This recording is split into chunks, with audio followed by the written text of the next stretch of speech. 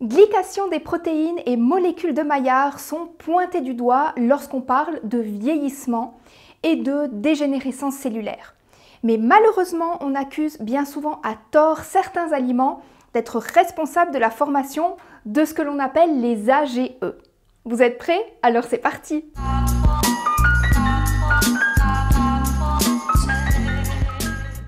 Fini les vacances, on revient à des sujets un peu plus pointus et aujourd'hui, pour me remettre dans le bain, j'ai décidé de répondre à une question qui m'a été posée par une abonnée concernant la glycation des protéines.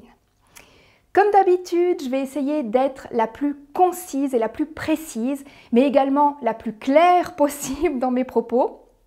C'est à nouveau un sujet complexe que je vais vulgariser au maximum. Alors, n'hésitez pas à me poser vos questions en commentaire si je n'ai pas été assez claire sur certains points. Donc dans cette vidéo, nous allons voir qu'est-ce que la glycation, quel est finalement le principe, quelle est la réaction chimique, qu'est-ce que sont les AGE et quels sont les problèmes qui peuvent survenir à cause de ces molécules, et pour finir, quels sont les aliments à éviter et donc quels sont les aliments qui sont le plus susceptibles de produire une réaction de Maillard, avec évidemment des exemples et des études scientifiques.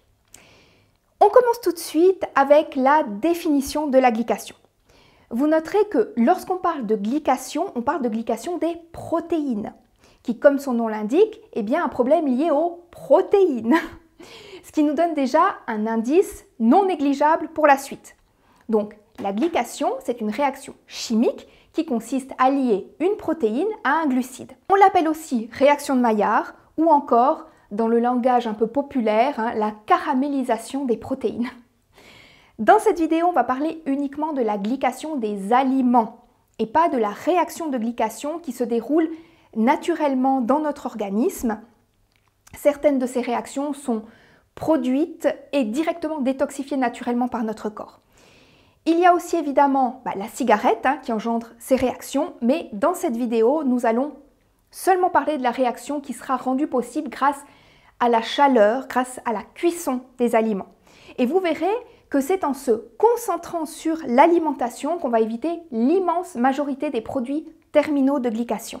Cette réaction de glycation des protéines va donc produire ce qu'on appelle des AGE, des produits terminaux de la glycation. Les produits finaux de la glycation sont à la base des protéines ou des lipides qui deviennent glyqués à la suite de ce qu'on appelle une liaison covalente. Pour ceux qui se souviennent aussi de leur cours de chimie. Parce que oui, ce sont les protéines, mais également les graisses qui sont problématiques.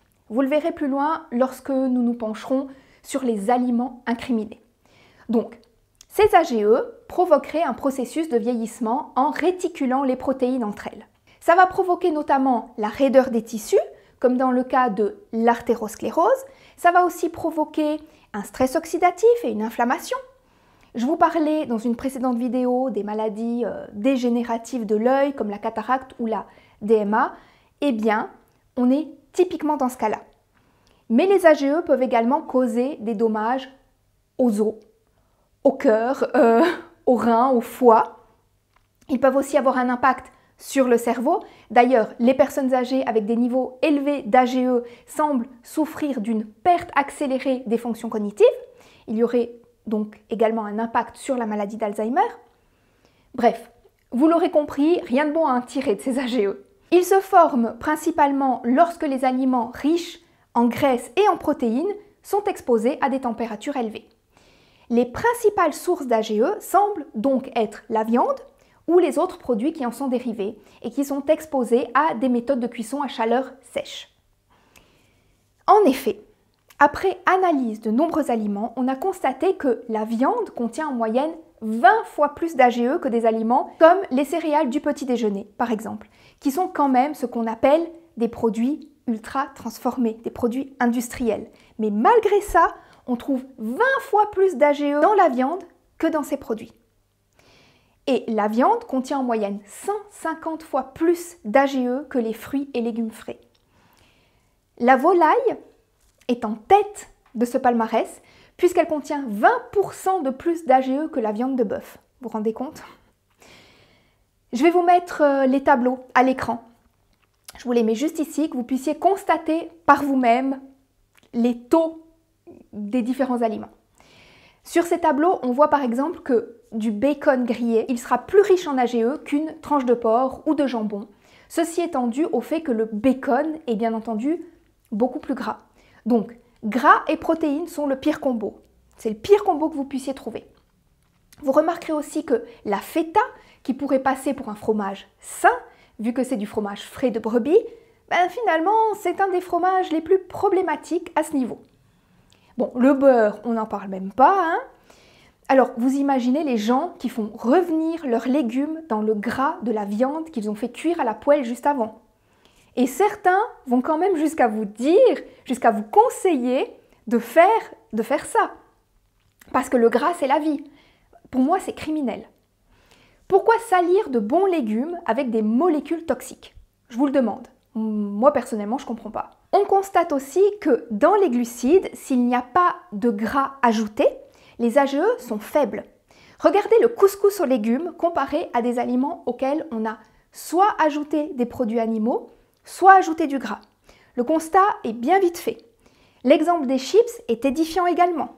Des pommes de terre en robe des champs contiennent 174 unités d'AGE, mais lorsque vous les faites frire dans l'huile, lorsque vous faites des chips, on monte à 28 818 unités pour des chips.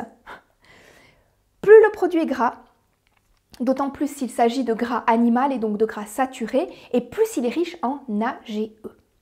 Vous remarquerez évidemment que dans les jus de fruits, les taux sont anecdotiques, même ceux qui sont industriels. Dans les légumes, le brocoli est un peu plus riche, mais rien à voir avec les produits animaux ou les produits gras, évidemment.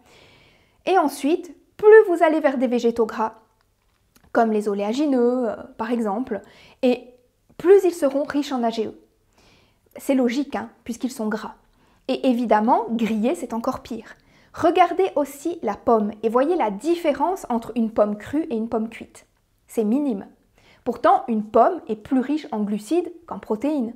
Donc, selon la logique populaire, on devrait avoir une forte glycation, vu qu'on veut nous faire croire que ce sont les glucides qui sont à l'origine de ces processus. Mais ce n'est pas le cas finalement, vous le constatez par vous-même. Dans du bacon grillé ou du poulet grillé, personnellement, je ne vois pas bien où sont les glucides. Les chercheurs ont donc conclu que même une réduction modeste de la consommation de viande pourrait, de manière réaliste, réduire de moitié la consommation quotidienne d'AGE. Éviter les aliments riches en AGE est considéré comme offrant potentiellement une nouvelle stratégie pour lutter contre l'épidémie d'Alzheimer. Rien que ça. Je vous ai mis quelques études scientifiques en description. En résumé, ce qu'on omet de dire lorsqu'on parle de glycation, c'est que ce sont les protéines et les graisses qui sont problématiques, et pas le sucre. Le sucre n'est qu'une infime partie de cette réaction chimique.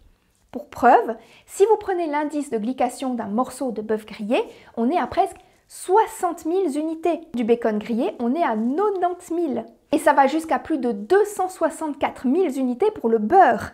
Alors que pour du pain blanc, donc du pain avec une croûte, du pain cuit au four, on est seulement à 540 unités.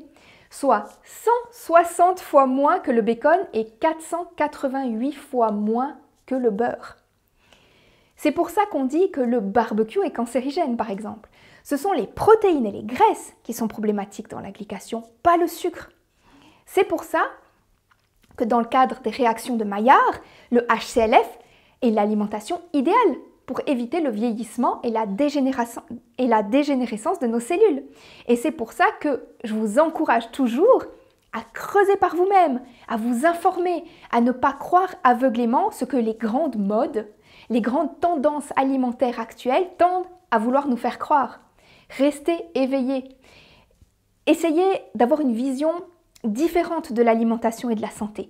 Essayez de prendre de la hauteur et de sortir des boîtes dans lesquelles les dogmes alimentaires actuels veulent nous enfermer. Partagez cette vidéo aux personnes qui sont soucieuses de leur santé, parce que si nous voulons que les mentalités changent, c'est à nous de débunker les idées reçues sur l'alimentation. Via Felicia à tous!